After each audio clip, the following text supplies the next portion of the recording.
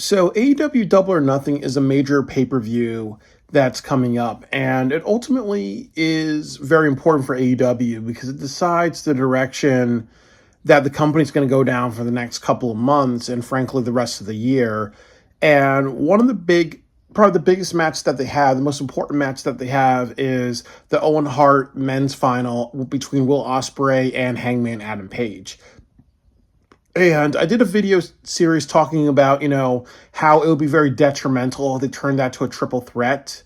And I also did a video talking about, like, the positives if it was Adam Page. But I do agree with the majority of people that you want Will Ospreay to win this match. And I'm going to give you at least 10 reasons why Will Ospreay should defeat Adam Page cleanly. There shouldn't be any interference or anything like that. It should be Adam Page versus Jon Moxley at AEW All In Texas. And I'm going to give you 10 reasons why. The first reason is the obvious one, that the top babyface in AEW right now is Will Ospreay. And one thing that's been bad about the Death Riders is that they've struggled for a very, very long time to find the right babyface.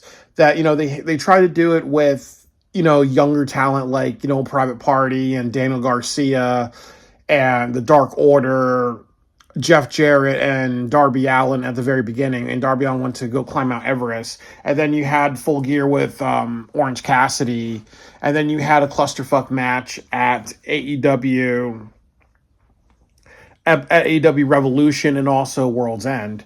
So, you want to be like, okay, well, here's the top babyface against the top heel, but also the other thing about Will Ospreay, he's proven that he can be a credible opponent for Jon Moxley. It's credible for him to actually beat Jon Moxley. You don't want your main event being like Orange Cassidy or somebody else that's not believable, that's a babyface but not as believable. So he's the right person. A lot of people like Will Ospreay. A lot of people look forward to his matches.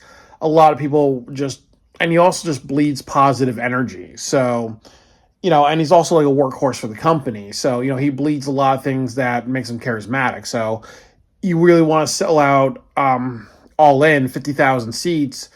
Ospreay's the man to do it. And having him hold the championship will do it. He is the right babyface. He is the top babyface of AEW. The next reason is that him losing to Adam Page, or if they turn into a triple threat match, would turn fans away.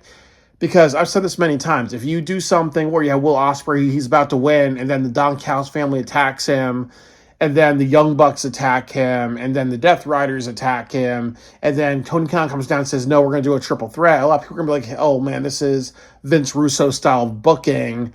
Or the other thing that can happen is that leads to Adam Page winning, and then a lot of people are pissed with Adam Page. They're like, oh man, you're not as charismatic as Will Ospreay. Or maybe Adam Page will turn heel and the Death Riders and that he and Jon Moxley are leading the Death Riders, and this is all just to hold over to Darby Allin, really, So I would just say that would turn off a lot of people, because a lot of people will be like, oh man, I'm sick and tired of the Moxley stuff. I'm sick and tired of this clusterfuck stuff. Why can't we just give the title to Will Ospreay? A lot of people want to see that, really. So obviously it would turn off a lot of people. And like I've said about AEW All In, you have an arena, you sold 14,000 seats in a 50,000 seat arena.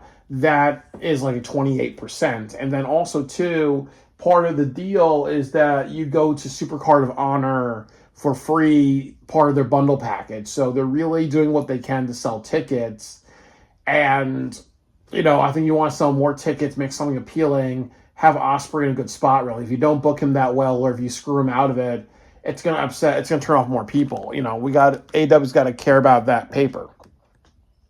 The next reason is Ospreay matches are must-see. That, when Will Ospreay's on a pay-per-view, like I always say, that if I was booking AEW, my number one rule would be treat Ospreay like a Roman Gladiator. Roman Gladiators wrestle once a year like the best ones, but also you treat him like The Undertaker or other wrestlers like John Cena, where you're like, hey, this guy's so good, I don't want him wrestling anywhere but on pay-per-view. Because when you think about Will Ospreay matches, you're always like, hell yes, it's going to be epic, it's going to be a tour de force, It's going to be, breathtaking. It's going to be like, oh my God, like, how are they doing these moves? He is very, very captivating, really.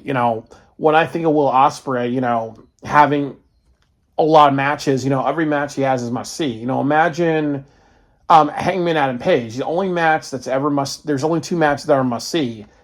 Hangman versus Will Ospreay and Hangman versus Forrest Strickland. Those are the only two must see matches with Hangman versus Will Ospreay with almost about anybody. Like anything that he's part of outside of multi-man tag team matches, it's going to be something that's going to glue the audience.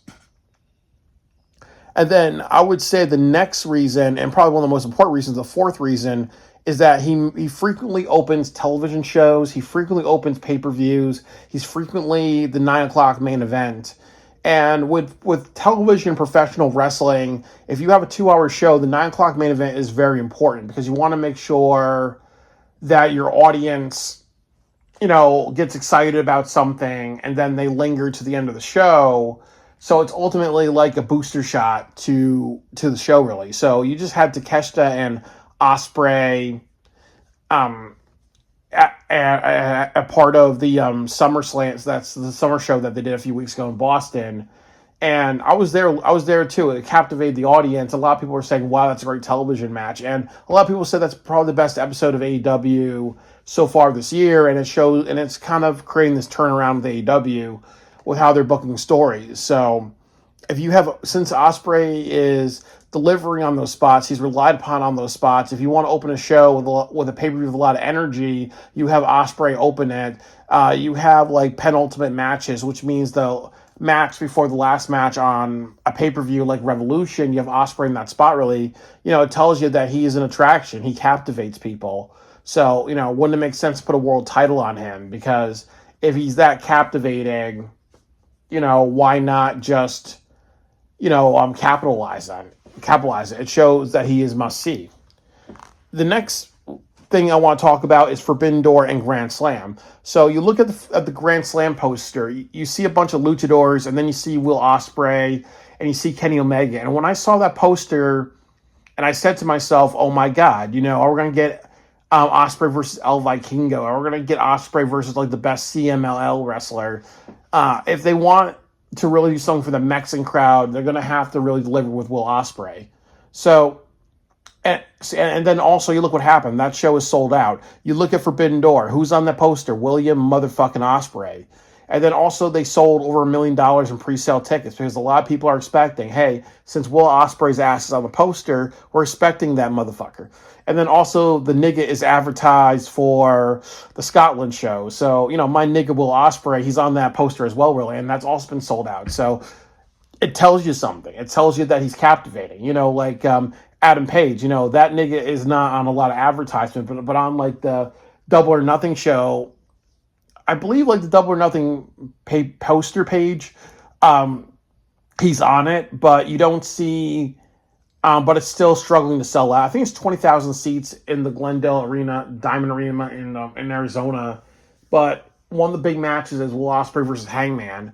And there's been other like posters with like Hangman on it, but those shows don't really sell out. Or even like last week, the Virginia show, he's the hometown hero for Virginia. And I think they got like 2,800 people. So it tells you something. If people are so captivated by Will Ospreay, you got to tell yourself, hey, if you're captivated by Will Ospreay and wherever you market him or you advertise him and people think he's going to appear and it's selling out really, or it's drawing very well, when I want to put a world title on him, what I want the main event of Double or Nothing, of All In, to be Ospreay and Jon Moxley, to say, hey, let's go from 14,000 to 25,000 to 30,000 to 40,000 to 50,000 to let's talk to the company, let's talk to the Texas Stadium and say, hey, maybe we can make it a 75,000 thing, So yeah, that's a good reason.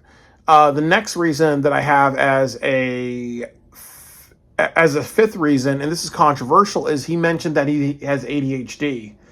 And this is really good because you're seeing a lot of people who have autism be targeted and be victims of discrimination. There's a lot of mental health discrimination going nowadays. So he ultimately said, and I like what he said with MJF. He said, like, MJF, you have a learning disability and you blame it on how you treat people.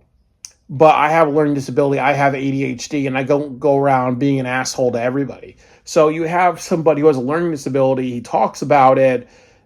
June, July is like, Special Olympics month, but also you have him have a message about personal accountability because we live in this accommodation culture, but also it shows people that, hey, you know what, a person with ADHD or other like disabilities can be successful. So I really think that honestly, if you kind of talk about that, or if he celebrates that and he reached out to special needs kids, um or you see him be a company man and take pictures with people who are Special Olympics and non-Special Olympics people. John Cena does that. Mick Foley has done that. It draws in a crowd. It says, hey, let's celebrate people's differences. You look at Nyla Rose, who's trans. There are differences celebrated. You look at um it's more Strickland, who's black, who celebrates that he's black, really, and professional wrestling has a history of racism towards African Americans. You have Anthony Bowens, who's gay, and professional wrestling has been very homophobic. So, and then also you look at somebody like Eugene, where he was a special needs stereotype, and even though people liked his gimmick, you have Ospreay doing it in a more positive way. So, if you want to show representation very well, and AEW is also is about representation, Ospreay, having that, and then just openly talking about that and overcoming and persevering and breaking stereotypes and reaching out to doing philanthropy or volunteering and taking pictures with kids with disabilities, because John Cena and WWE does that. That would be another good reason. The other reason, my sixth reason, is that Adam Page is not family friendly. So, the Texas death match where I think like Swerve was drinking his blood, and then Adam Page like burned down his house and did a lot of other really violent stuff. And then also the All Out match where he put a syringe through his cheek and then hit him with a chair. And they were like hitting each other with cinder blocks and other things like that. So it really kind of shows you that it's like, hey, Ospreay goes around. Sometimes he takes pictures with kids. Sometimes he hoists up kids. And it's also revealed, I believe he's a stepfather or a father. So he has like that Freudian father complex. So with professional wrestling, it's good to appeal to children.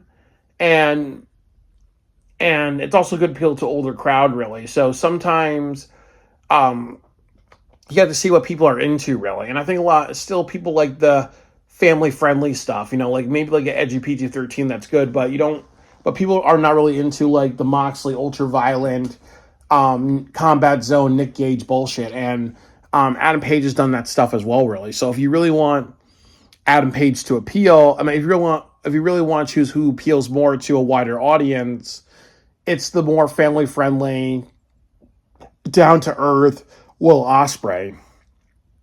And I talked about why Will Ospreay is a controversial wrestler, but Adam Page is a controversial wrestler, and I've really just and I'll just like recap, which is that he's one of the EVPs, so people can say politics. The other thing is that you can do a heel turn and make him join the Young Bucks, and then the Young Bucks and Adam Page can join the Moxley faction. And then the next thing that I would say is he does all that shit he did with Swerve Strickland, all that violent hardcore shit. There's people like Cornette and other people who say that they take it too far or it's garbage wrestling. Then there's people who say it doesn't appeal to an audience because it's too violent and other things like that, really.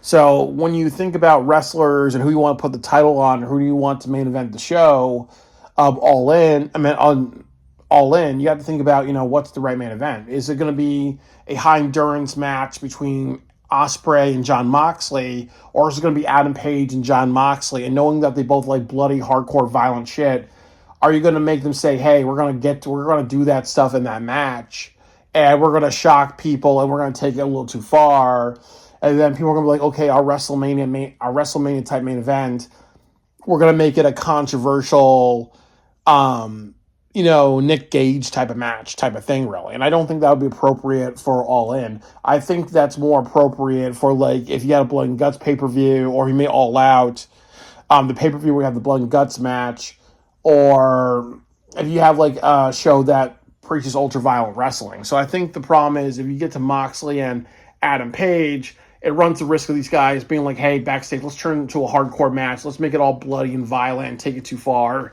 And then that's not really a good look for your WrestleMania type of main event match. I think that honestly with WWE, you wouldn't do like an Inferno match as the main event of WrestleMania, even if it was during the Attitude Era. So you have to think about your main event, and I think the best main event is Ospreay versus John Moxley, because they're both wrestlers that have a lot of endurance and they go a long time, really. So I really think that would be the best. That wouldn't be a match that would be controversial in the sense of being too graphic and too violent. But I just see Adam Page, turning off people by being too violent, being too controversial, or relying on shock value, just like John Moxley does. And that brings me to my next reason. And my next reason is Adam Page is John Moxley 2.0, because they're both violent wrestlers. Adam Page is a good storyteller. I'll give you that, but it's the same continuation. They're both violent, bloody, dangerous spot brawler wrestlers, where Will Ospreay is more of a high flyer, high endurance, high action type. So you just had a reign with Moxley. Some of the criticisms has been brawler and ultra violent style matches. So do you want to just, do a continuation of that? So I don't think that's good. Then also the other issues, you have Darby Allin. So do you want to do Moxley losing the championship to Adam Page, and then you have Darby Allin versus Adam Page, and they're both just also off the wall, violent, hardcore, stunt, garbage type of wrestlers. And I know garbage the term garbage loosely. I like the fair share of violent hardcore matches, but that's a term that people call it because of the shock value. That's all about shock value. So I think that if you have Adam Page, he has a very similar style to John Moxley, so it'll be John Moxley 2.0. The next positive reason is you can make Takeshita, Ricochet, Kyle Fletcher, Josh Alexander future champions, because these are the people that has feud with Will Ospreay. And I think Will Ospreay is smart enough to know that sometimes you have to give a champion, you have to change your championship, or sometimes you may do something like give Kyle Fletcher the championship for like a month, or you give it to Takeshita for like a month and see what he can do with it, and if it works, give it for him to like 2 months. But you can kind of make Will Ospreay like a Ric Flair type, where he loses the title and holds the title and other things like that, because you want to build up other people. So I think that there's a potential of dream matches. There's a potential of taking the people they work with and saying, hey, they need to become champion as well. Let's see what they can do with that as well. So it's not just, Ospreay all the way, really. So I think that he could lead to people becoming future champions. I said this before, that Ospreay... Also, with Ospreay, he's like the John Cena of AEW, because like I said, like a lot of people don't like AEW because they say, like, you look at Tony Khan being entitled, you look at the Young Bucks being entitled, you look at, well, Ospreay's a hard worker, you look at Ospreay who cares about the company, he has positive energy, he's very mature, he gives a shit about it. So he's almost like a company man, the same way John Cena is. And like I've said about him being family friendly and appealing to people and really caring and being enthusiastic and being a company guy and being very appreciative, that's a good representative. It really puts out positive energy. It almost reminds me of CM Punk, because CM Punk gave us AEW in two different ways. I can say that a wrestler can represent positivity, make everybody like a company, or represent negativity and bring up negativity. But Ospreay is one of those people that bring in positivity to AEW. So I would say that, that's another reason is, you want somebody that's like a John Cena type, like the company guy, patriotic to the company, and wants to do whatever they can, really, because it sets an example, and it also shows the fans that, it gives a person of hope or a person to believe in, really. And it also shows that he overcomes all the entitled bullshit that you see in AEW, really. So it's a good power play to have him as a champion. The next thing that I would say is that he appeals to the New Japan crowd. So what would happen if you want, because I think there's a story they want to do Forbidden Door 2026 in the Tokyo Dome, but they also want to have matches in Japan. So Ospreay spent a couple of years in Japan. He also appeals to the UK crowd. So, it's a good thing, really, because obviously, um, you want to have wrestlers that appeal to a wider audience. You want to have wrestlers that are successful, very big in other countries, be your champion, really. And I don't get that with Adam Page. I don't think. Yeah, he may get a crowd in Norfolk Arena in Virginia, but he doesn't get like a crowd that sells out anything. So I would honestly say, in my opinion, that honestly Will Ospreay is the person that can, help draw crowds in other countries. Especially Japan.